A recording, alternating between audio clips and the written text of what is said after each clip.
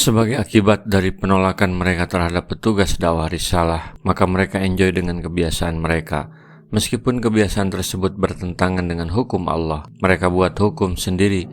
Padahal di awal sudah dijelaskan, siapa sebenarnya yang punya hak membuat hukum? Allah, karena Allah pencipta alam semesta ini. Apa ghairullahi abtagi hakama wa huwallazi anzala ilaikumul kitaba mufassala walladzina atainahumul kitaba ya'lamuna annahu munazzalun min rabbika bil haqq fala takunanna minal mumtarin. Maka patutkah aku mencari hakim selain dari Allah, padahal dialah yang telah menurunkan kitab kepada kalian dengan terperinci. Orang-orang yang telah kami datangkan kitab kepada mereka, mereka mengetahui bahwa Al-Quran itu diturunkan dari Tuhanmu dengan sebenarnya. Maka janganlah kalian sekali-kali termasuk orang yang ragu-ragu. Inilah konsekuensi syahadat la ilaha illallah. Tidak berhukum selain kepada hukum Allah, karena Allah pencipta manusia. Allah yang berhak memutuskan hukum atas mereka. Hukum Allah itu ada dalam Al-Quran. Maka jika kamu Muhammad berada dalam keraguan-raguan tentang apa yang kami turunkan kepadamu, maka tanyakanlah kepada orang-orang yang baca kitab sebelum kamu. Sesungguhnya telah datang kebenaran kepadamu dari Tuhanmu. Sebab itu janganlah sekali-kali kamu termasuk orang yang ragu-ragu. Yunus 94. Ungkapan ini mengandung syarat. Sedangkan syarat itu tidak memberikan kepastian mengenai kejadiannya.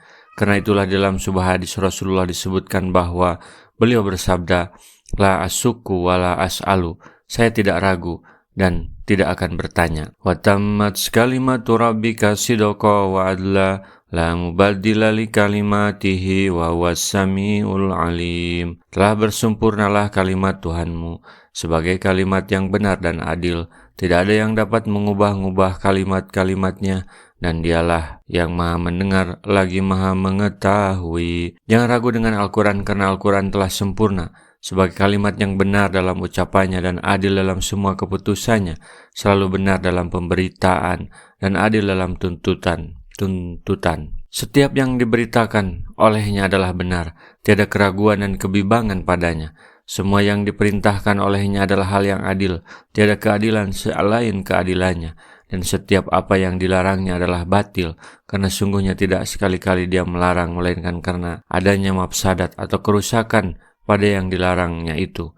Tidak ada seorang pun yang meralat hukumnya, baik di dunia maupun di akhirat. Wa in tuti aksyara ma fil ardi yudilluka an sabilillah yattabi'una ila dhanna wa inhum la yakhrusun.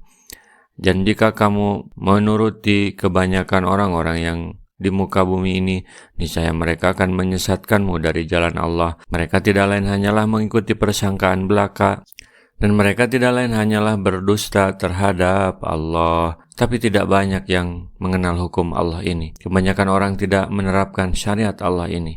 Allah memperingatkan kepada Nabi bahwa jika mengikuti kebanyakan manusia, kamu bisa tersesat dari jalan Allah.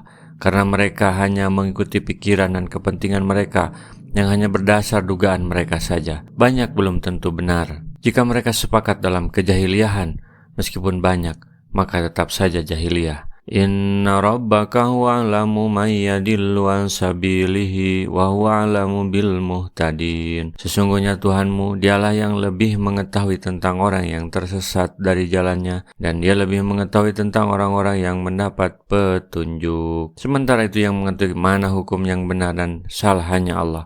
Karena jika hukum serahkan kepada kelompok masyarakat yang punya kepentingan berbeda-beda dalam setiap waktu dan tempat, maka sangat berpotensi terjadinya peperangan karena perbedaan pendapat. Ini tidak akan terjadi jika semua manusia tunduk pada hukum Allah yang satu ini. Lalu bagaimana contohnya? Rasulullah SAW bersabda, Baligu anni walau ayatan, sampaikan dariku meskipun satu ayat. Mari kita sebarkan jalan kebahagiaan dengan like, share, dan subscribe channel ini.